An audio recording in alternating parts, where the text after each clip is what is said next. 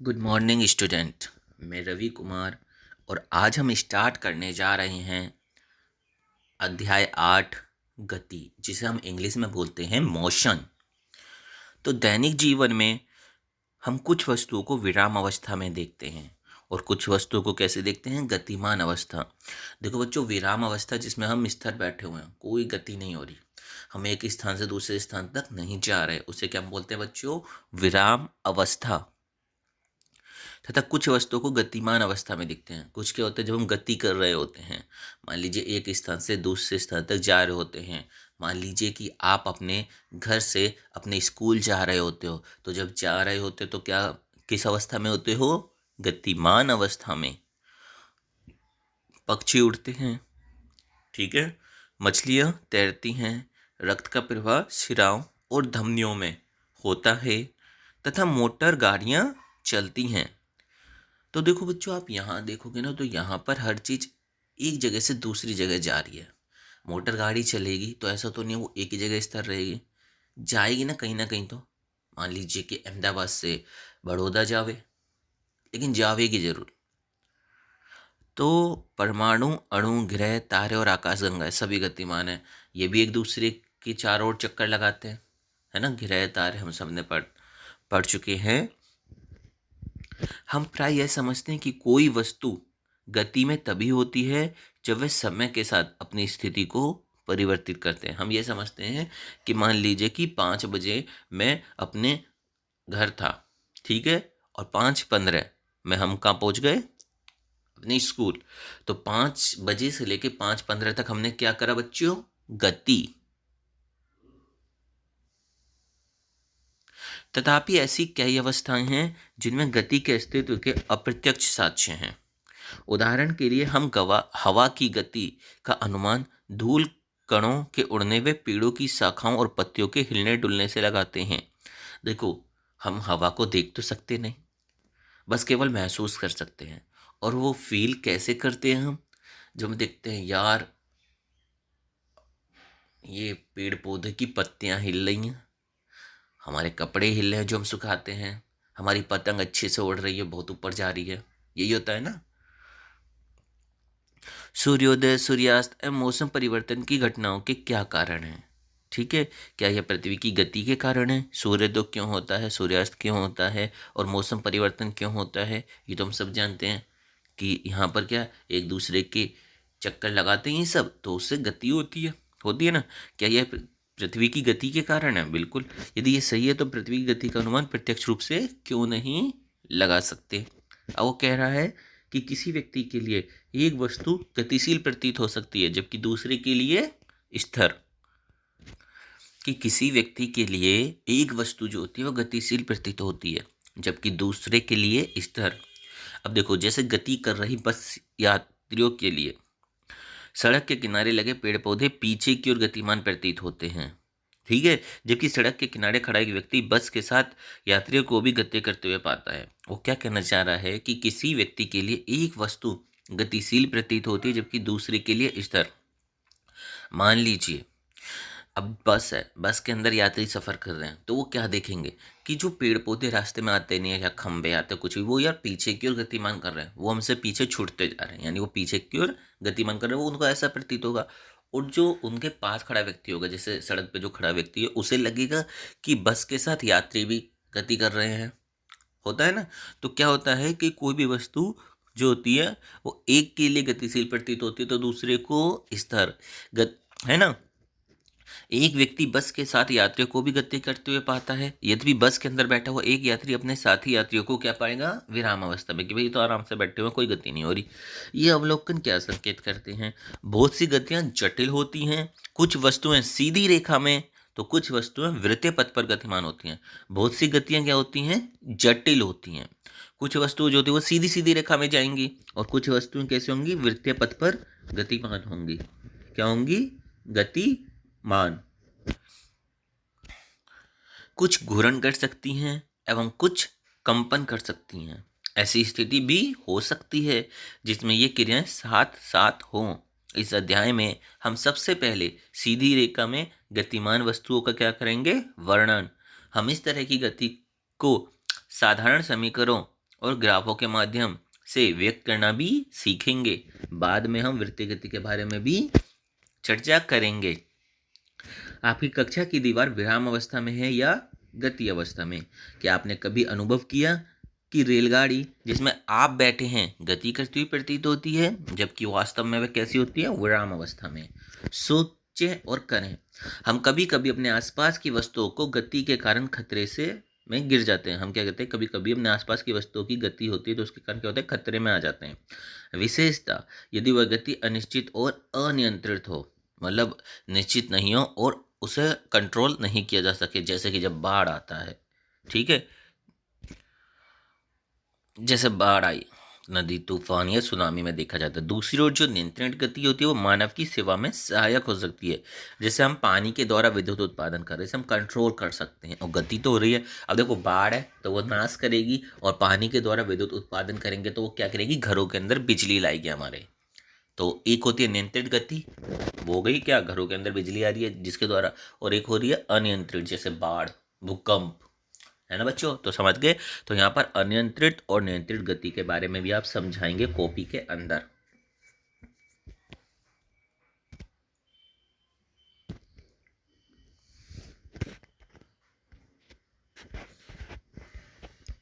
अब होता है बच्चों गति का वर्णन। देखो बच्चों, अब हम पढ़ेंगे गति का वर्णन। हम किसी वस्तु की स्थिति को एक निर्देश बिंदु निर्धारित कर सकते हैं। हम क्या कर सकते हैं? किसी वस्तु की स्थिति को एक निर्देश बिंदु निर्धारित कर व्यक्त कर सकते हैं। आइए हम इसे एक उदाहरण के द्वारा समझें।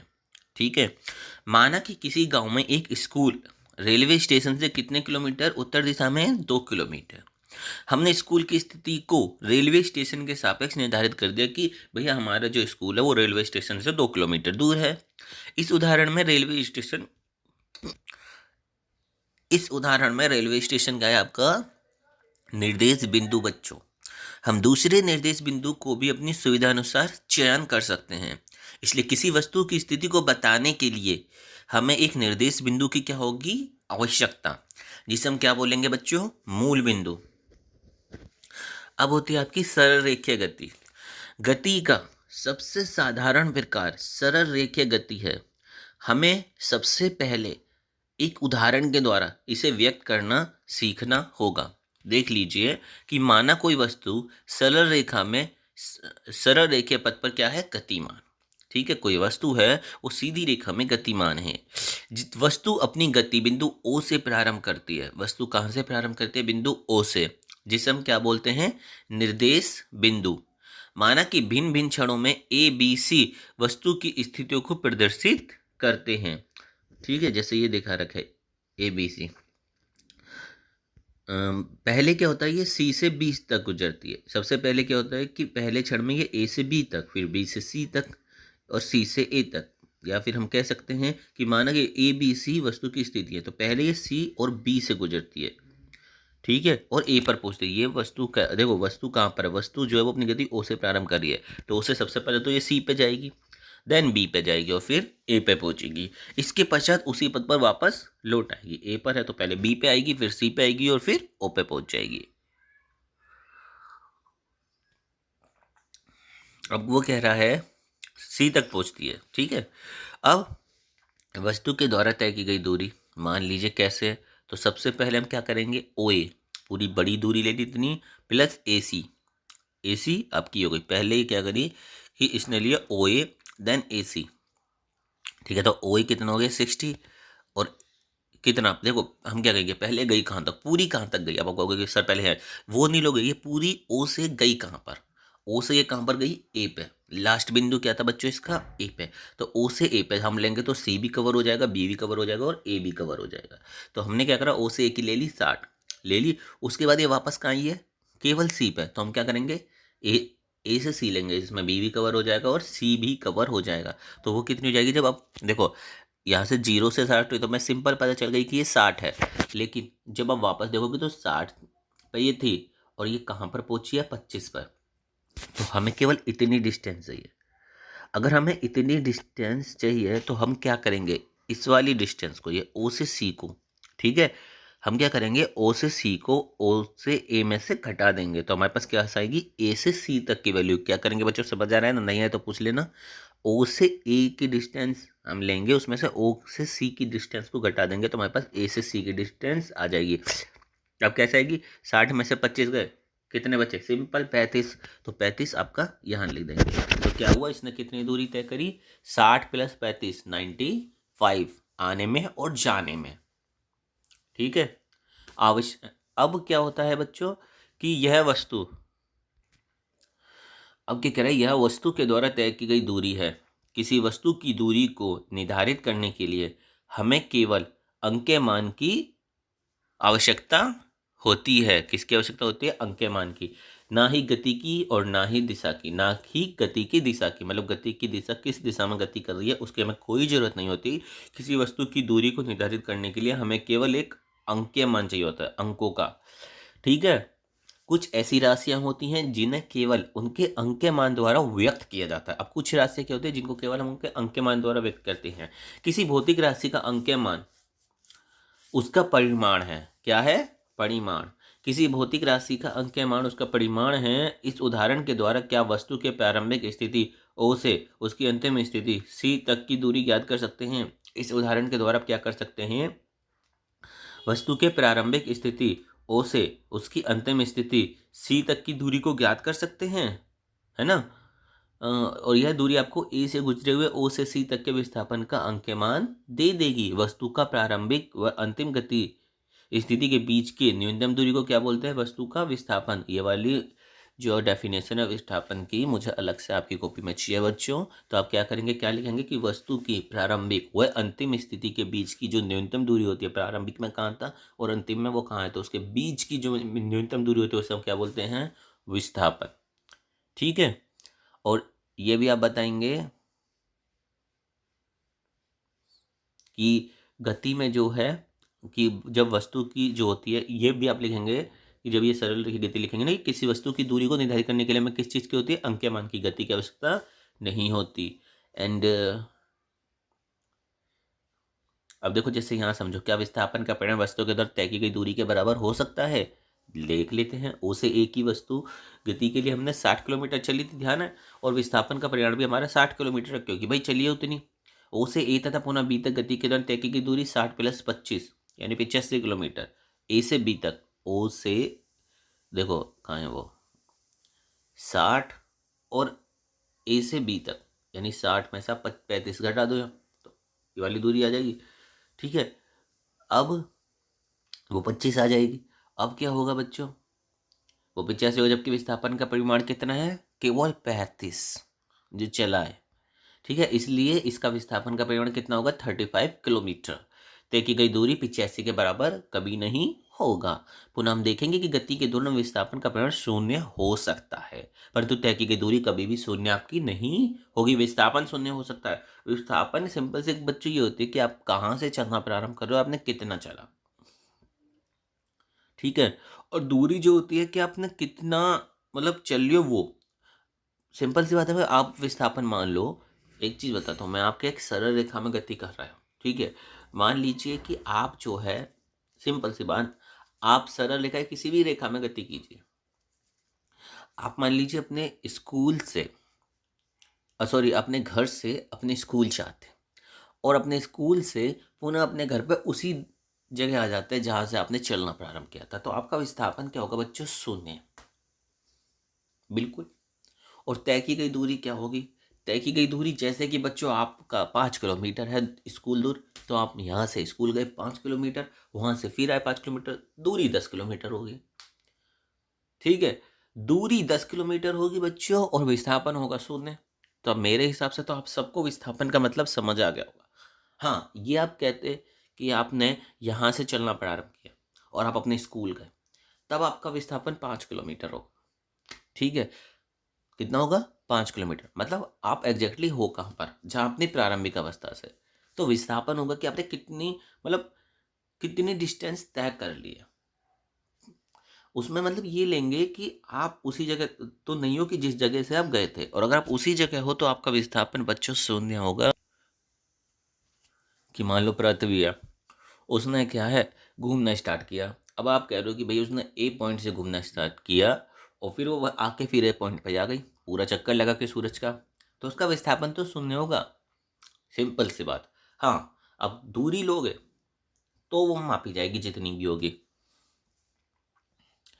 अब क्या होता है बच्चों, यद्यपि इस यात्रा में तय की गई दूरी कितनी होती है आपकी, 60 और 60, 20 किलोमीटर। मतलब अगर उसी जगह से जाओ और उसी जगह वापस जाओ, ओ से और ए से हो, तो कितनी हो जाएगी बच्चों, 120, है ना। और ये भी है कि तय की दूरी, यदि हम मान लेते वस्तु गति करते हो पुनः ओ पे ही आ जाते हैं, मतलब ओ से स्टार्ट किया ओ पे आ गई। अगर ओ से स्टार्ट किया, ओ से ये वस्तु चल रही है और ओ पे ही आ जाती है वापस, विस्थापन बोले तो शून्य बोल देने का, और दूरी बोले तो ओ से ए प्लस ए से ओ, 60 + 60 120। बच्चों अगर अभी भी कुछ समझ नहीं आ रहा है ना, आप पर्सनली भी पूछ सकते हैं, उसमें कोई प्रॉब्लम नहीं है, लेकिन आपके कॉन्सेप्ट जो हैं वो क्लियर होने चाहिए। ठीक है बच्चों, तो विस्थापन लिखोगे, दूरी की परिभाषा भी लिखोगे, मैंने जैसे समझाई है वो सब मुझे समझ इसमें आना चाहिए, आपकी कॉपी के अंदर दिखना चाहिए। ये फिगर भी बनाओगे जैसे ये समझा रखा है ना इसने, ऐसे ही आप समझाओगे एग्जाम्पल लेके। दो विभिन्न भौतिक राशियां दूरी एवं विस्थापन का प्रयोग वस्तु की पूरी गति प्रक्रिया को व्यक्त करने में तथा दिए गए समय में वस्तु की प्रारंभिक स्थिति के सापेक्ष अंतिम स्थिति को ज्ञात करने में किया जाता है। ठीक है, दूरी एवं विस्थापन का प्रयोग वस्तु की पूरी गति प्रक्रिया को व्यक्त करने में दिए गए समय में वस्तु की प्रारंभिक स्थिति के सापेक्ष अंतिम स्थिति क्या है, वो हो गया विस्थापन। एक मीटर स्केल और एक लंबी रस्सी लीजिए, बास्केटबॉल कोर्ट के कोने से दूसरे कोने तक उसके किनारों से होते हुए जाएं। अपने द्वारा तय की दूरी और विस्थापन के परिमाण को मापें। दोनों भौतिक राशियों के मापन में क्या अंतर होता है, आप बता ही देंगे। अब है क्रियाकलाप। स्वचालित वाहनों में एक यंत्र लगा होता है जो उनके द्वारा तय की गई दूरी को प्रदर्शित करता है। इस यंत्र को ओडोमीटर कहते हैं। इसकी डेफिनेशन तो अभी आप रह नहीं रहना। एक कार को भुवनेश्वर से नई दिल्ली ले जाया जाता है। ओडोमीटर के अंतिम पाठ्यांक और आरंभिक पाठ्यांकों के बीच का अंतर कितना होता है, 1850 किलोमीटर। ठीक है, लेकिन आप इसमें ये चीज़ ध्यान रखना कि दूरी को मापने के लिए कौन सा यंत्र यूज किया जाता है, ओडोमीटर, ये लिख लेना। और कह रहा है आपसे कि एक वस्तु के द्वारा कुछ दूरी तय की गई, क्या इसका विस्थापन शून्य हो सकता है। एक वस्तु के द्वारा दूरी तय की गई, क्या इसका विस्थापन शून्य हो सकता है, बिल्कुल हो सकता है। हाँ, आपने उत्तर का उदाहरण द्वारा ऊपर समझाया था ना, तो उसी तरीके से आप ये वाला क्वेश्चन लिखना और समझा दोगे कि हाँ जी हमने 60 किलोमीटर ओ से ए और ए से ओ तक तो गए, जहाँ पर दूरी तो 120 किलोमीटर है हमारी, लेकिन विस्थापन क्या है बच्चों, शून्य। तो उसे अच्छे से बच्चों आप इस क्वेश्चन को जरूर करके समझा देना, और नहीं है तो प्लीज़ पूछ लेना। अब कह रहे हैं किसान 10 मीटर की भुजा वाले एक वर्गाकार खेत, ठीक है, स्क्वायर वर्गाकार, जिसके चारों भुजाएं समान हो, की सीमा पर 40 सेकंड में चक्कर लगाता है। कितने सेकंड में चक्कर लगाता है बच्चों, 40 सेकंड में। ठीक है, 2 मिनट 20 सेकंड के बाद किसान के विस्थापन का परिमाण क्या होगा। तो ठीक है बच्चों, जैसे वो कह रखी है किसान जो है वो 10 मीटर की भुजा वाले एक वर्गाकार खेत की सीमा में 40 सेकंड में चक्कर लगाता है। मतलब 40 सेकंड में वो कितनी दूरी तय कर रहा है, 10 मीटर। ठीक है, कितना, 40 सेकंड में 10 मीटर वो दूरी तय कर रहा है। तो एक सेकंड में कितना करेगा, 40/10, पता है ना एक का निकालने के लिए। ठीक है, 10 मीटर। उसके बाद 2 मिनट 20 सेकंड के बाद किसान के विस्थापन का परिमाण क्या होगा। तो 2 मिनट 20 सेकंड को आप कैसे लेंगे, 2 मिनट में कितने सेकंड होते हैं, 120, 60 और 60, और 120 में आप 20 सेकंड इसने और दे रखे हैं तो कितना हो जाएगा, 140। तो कह रहा है कि 140 सेकंड के बाद किसान के विस्थापन का परिमाण क्या होगा।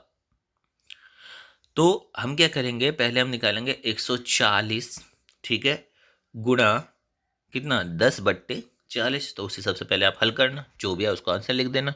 विस्थापन के लिए निम्न में कौन सही है, ठीक है, क्या है, कौन सही है। यह शून्य नहीं हो सकता, गलत, शून्य तो हो सकता है विस्थापन। इसका परिमाण वस्तु के द्वारा तय की गई दूरी से अधिक है, ये हम देखेंगे किसी एग्जाम्पल के द्वारा। अब वो कह रहा है समय, वस्तु ए के द्वारा तय की गई दूरी वस्तु बी के द्वारा तय की गई दूरी, मान लीजिए 9:30 बजे वो 10 मीटर उसने करी और 12 मीटर इसने करी, 9:45 में 20 और 19, इसने करी 10 बजे 30 और इसने 23, इस तरीके से इसने कर रखी है। पहले देखो ये कह क्या रहा है। अब हम पढ़ेंगे एक समान गति और असमान गति। ठीक है, तो बच्चों ये तो हम पढ़ेंगे कल।